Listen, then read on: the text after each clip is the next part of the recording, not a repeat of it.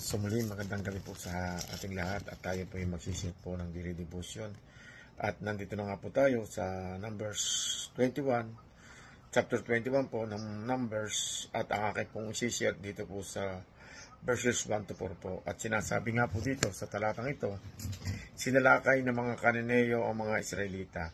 Nabalitaan ng hari ng Arad, isang haring Kananeo sa Timog, na magdaraan sa Atarim ang mga Israelita. Sinalakay niya ang mga ito at nakabihag ng ilan. Kaya ang mga Israelita ay gumawa ng panata kay Yahweh. Sabi nila, tulungan ninyo kaming talunin ang mga taong ito at wawasakin namin ang kanilang mga lungsod para sa iyo. Dininig naman sila ni Yahweh, kaya nang mabihag nila ang mga Kananeo ay winasak nila ang lungsod ng mga ito. At tinawag nilang Horma ang lugar na yon. Last verse po, verse 4. Ang mga makamandag na ahas mula sa bundok ng Hor, nagpatuloy ang mga Israelita patungong dagat na pula upang iwasan ang Edom. Subalit nainip sila sa pasikot-sikot na paglalakbay. Purihin po ang Panginoon sa pagkabasa po ng banal na salita. Glory to God po. Magandang umaga po sa ating lahat. Ang babasahin ko po ay matatagpuan sa Bilang, chapter 21, verses 5 to 8, para po ito kay Sis Ayet. Sabi po rito, nagreklamo sila sa Diyos at kay Moises. Inilabas mo ba kami sa Ehipto upang mamatay lamang sa ilang na ito? Wala kaming makain ni mainom. Suyang-suya na kami sa walang kwentang pagkain ito. Dahil dito, pinadalan sila ni Yahweh ng mga makamandag na ahas at maraming Israelita ang natuklaw ng mga ito at namatay. Kaya lumapit sila kay Moises, sinabi nila, nagkasala kami kay Yahweh at sa iyo. Ipanalangin mo kami sa kanyang paalisin ang mga ahas na ito. Nanalangin niya si Moises para sa Israel. At ganito ang sagot sa kanya ni Yahweh. Gumawa ka ng isang ahas na tanso, ilagay mo iyon sa dulo ng isang mahabang kahoy.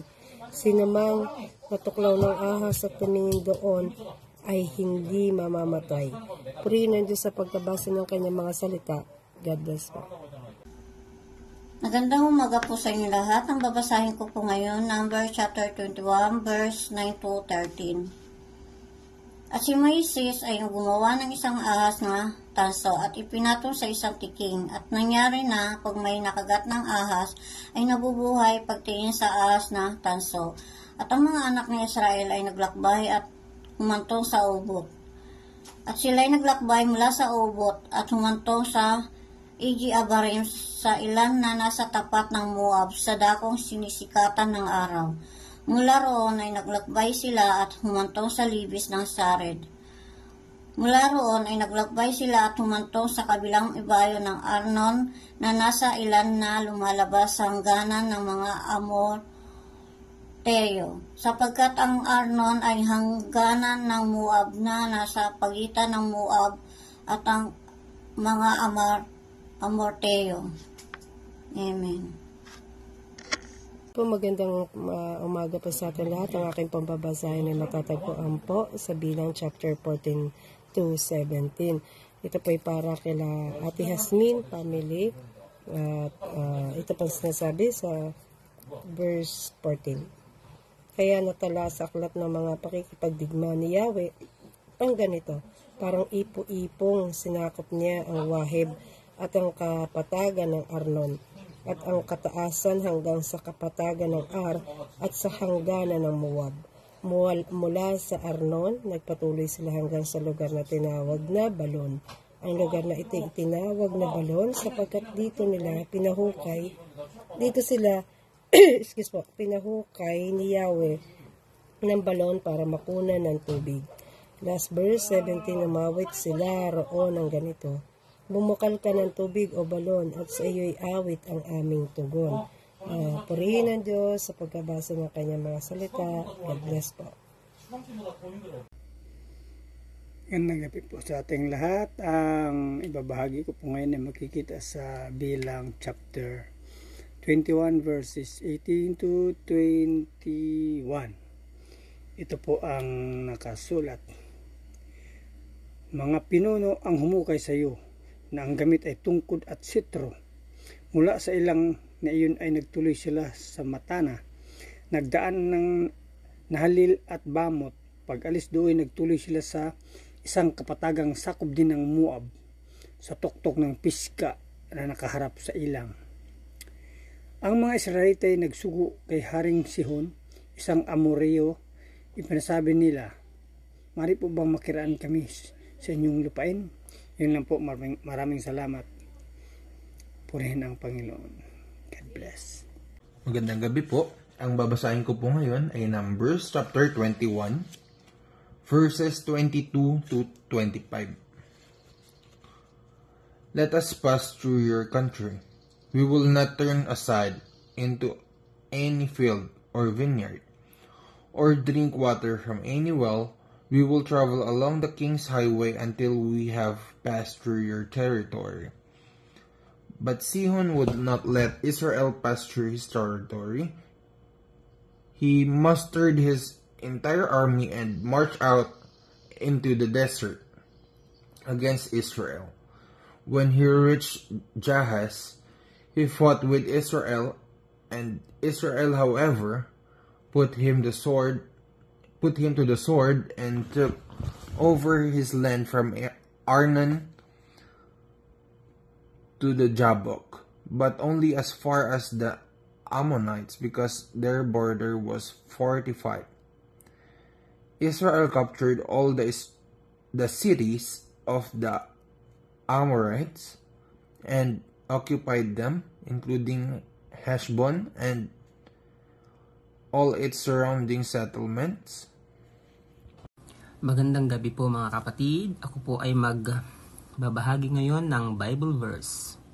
Ito po ay galing sa Book of Numbers, chapter 21, verses 26 to 28. At ang sinasabi, Heshbon was the city of Sihon king of the Amorites, who had fought against the former king of Moab and had taken from him all his land as far as the Arnon. That is why the poets say, come to Heshbon and let it be rebuilt. Let Sihon's city be restored. Fire went out from Heshbon, a blaze from the city of Sihon. It consumed Ar of Moab, the citizens of Arnon's height. Purin po ang ating Panginoon. Magandang gabi po. Amen. Magandang gabi po sa lahat. Ako po ay magbabasa ng Bible verse na nanggaling po sa Numbers chapter 21 verse 29 to 32. Ang sabi po dito, woe to you, Moab! You are destroyed, people of Kemosh. He has given up his sons as fugitives and his daughters as captives to Sihon king of the Amorites. But we have overthrown them. Heshbon's dominion has been destroyed all the way to Dibon. We have demolished them as far as Nopah, which extends to Medeba. So Israel settled in the land of Amorites. After Moses has sent spies to Jazer, the Israelites captured its surrounding settlements and drove out the Amorites who were there. Yun lang po yung sabi sa Numbers chapter 21 verse 29 to 32. Yun lang po. God bless po sa ating lahat. Salamat po. Magandang pagpapalang gabi po sa ating lahat at ang aking pong babasahin ay matatagpuan sa Bilang chapter 21 verses 33 to 35. Sinasabi rito, pagkatapos nagpunta naman sila sa Bashan. Pero sinalakay sila ni Haring Og ng Bashan at ang kanyang buong sundalo roon sa Edrei. Sinabi ng Panginoon kay Moises, huwag kang matakot sa kanya, dahil siguradong ibibigay ko siya sa iyo at ang kanyang mga sundalo sa inyo, pati ang kanyang lupain. Gagawin mo sa kanya ang ginawa mo kay Sihon na hari ng mga Amoreo na naghari sa Heshbon. Last verse, kaya pinagpapatay ng mga Israelita si Og, pati ang mga anak niya at ang lahat niyang mamamayan. Kaya walang natira sa kanila at inangkin ng mga Israelita ang lupaing sakop ni Og. Purihin ng Diyos sa pagkabasa ng kanyang mga salita. Tila dito sa talatang ito, no, ang ganda na nagkaroon ng magandang relasyon ang mga Israelita sa ating Panginoon, no? Diba sa mga napagdaanan natin mga verse, no, na mga talata na ang mga Israelita ay on and off, no, na laging kadalasan din, no, nagbibigay ng mga sakit ng ulo or mga reklamo, no? Reklamo kay Moises, no? Pero dito sa talatang ito, maganda, no? Maganda yung nabasa natin na nagtagumpay ang mga Israelita laban doon sa kay Haring Og, no? Di pa mapapansin natin dito sa unang talata sa una pa lang nito, chapter 21 verse 1 na verse 2, babasahin ko po, na pagkatapos sumumpa ang mga Israelita sa Panginoon, kung ibibigay niyo po ang mga taong ito sa aming mga kamay, wawasakin namin ng lubusan ng kanilang mga bayan bilang handog sa inyo. Di po ba, no, na humingi sila ng permission sa Lord, hiningi nila yung nagkatiwala sila sa Panginoon. Napakaganda, no, lumapit sila, nagtiwala sila sa ating Panginoon, no. Humingi sila ng authority na bibigyan ng Panginoon ng ibibigay ng pagkakataong ito, na kung ibibigay niyo po ang mga taong ito, sabing gano'n ng mga Israelita sa ating Panginoon, ay napakagandang sa inyo, no? Lumapit sila sa ating Panginoon, nagtiwala sila upang maranasan nila yung pagkilos na kapangyarihan ng ating Panginoon sa kanila, at binigay ng Panginoon yun, no? Dahil ganun ang Lord, kapag tayo nagtiwala sa Kanya, sino tayo para hindi tayo dinggin ng ating Panginoon, no? Talagang ang ganda ng talatang ito, no? Talaga yung trust in the Lord with all your hearts, no? Talagang hindi sila nabigo, ibinigay ng Panginoon, no? Yung sabi ng Panginoon, pinakinggan ng Panginoon ang pakiusap ng mga Israelita at ibinigay niya sa kanila ang mga Kananeo. Lubusan silang nilipol ng mga Israelita pati ang kanilang mga bayan bilang handog sa Panginoon. Talagang alam niyo yun, no? Lumapit sila sa ating Panginoon, nagtiwala sila sa ating Panginoon, sa kapangyarihan ng Panginoon, at ibinigay ng Diyos yung hiniling ng mga Israelita, no? At nalipol nila, napakagandang tunay na walang laban, na pababayaan tayo ng Panginoon, na kapag kasama natin ng Diyos, magtatagumpay tayo kahit saan man pong laban sa buhay natin. Maging sa pagsubok natin, maraming klaseng pagsubok sa buhay natin, pero kapag inuna mo, no, ito ay yung lumapit ka sa Diyos, no, hiningi mo yung gabay niya. Ang ating Panginoon ay tunay at tapat sa kanya mga pangako, na sasamahan tayo sa anumang laban ng ating buhay po, no, na nagdudulot ng tagumpay kahit sa mga mahihirap na pagsubok. Pinapakita ng Diyos yung tapat sa kanya mga pangako po. At ginagabayan tayo ng Panginoon, binibigyan tayo ng kalakasan, no? Sana yung mensaheng ito ay magdulot po sa atin, kung sino may mga problema sa atin.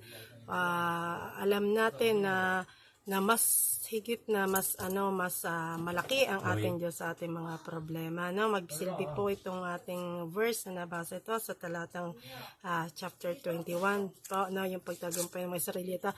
Alam nyo, di ba, tayo ngayon mga Israelita na kumakatawan ngayon, no, na sa buhay natin, dami natin reklamo, dami natin pagsubok, inuuna natin tignan na mas malaki yung mga pagsubok natin at kahirapan kesa sa Diyos. Pero pagka inuna natin, no, ang ganda ng naging dito sa unang talata, humingi sila, lumapit sila sa Panginoon, humingi sila ng gabay, at napakasarap pakinggan yung naging yung relasyon natin sa Panginoon. Ito po talaga, pagka may tunay tayong relasyon sa ating Panginoon, wala tayong laban na hindi tayo pagtatagumpayan ng ating Panginoon. Kaya po, ang Diyos ay lagi natin sundin, sundin natin ang kalooban niya sapagkat siya magbibigay ng tagumpay sa ating mga laban sa buhay. Laban lamang po, at God bless you all. Praise the Lord. Hallelujah. Amen.